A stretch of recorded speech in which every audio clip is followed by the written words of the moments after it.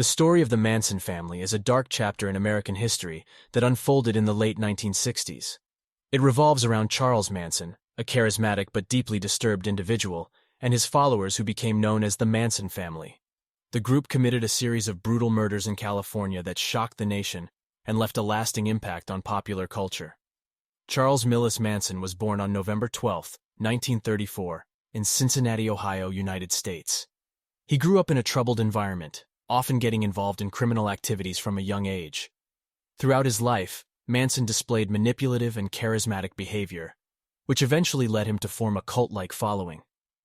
In the late 1960s, Manson attracted a group of predominantly young, impressionable individuals who were drawn to his messages of love, peace, and an impending apocalyptic race war he called Helter Skelter. The group consisted of both male and female members, including Mary Bruner, Lynette Squeaky Fromm, Susan Atkins, Patricia Krenwinkel, and Charles Tex Watson, among others. The Manson family found a communal living arrangement at Spahn Ranch, a dilapidated movie set in Los Angeles. Manson exerted complete control over his followers, employing psychological manipulation, drug use, and sexual coercion to maintain his authority. He espoused a bizarre mix of philosophies, drawing from Scientology, the Beatles' music, and various counterculture ideas prevalent at the time. In August 1969, Manson ordered his followers to commit a series of murders in an attempt to incite the helter-skelter race war he had prophesied.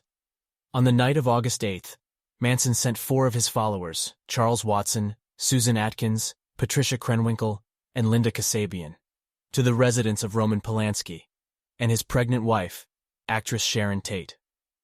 The group brutally murdered Tate, who was 8 months pregnant, and 4 others present at the house.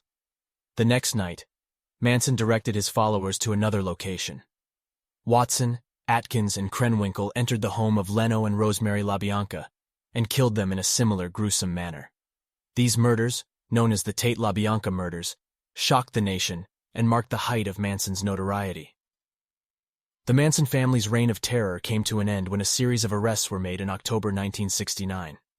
Manson and several of his followers were charged and subsequently stood trial for their involvement in the murders. The trial received extensive media coverage, highlighting the Manson family's bizarre beliefs and Manson's manipulative influence over his followers.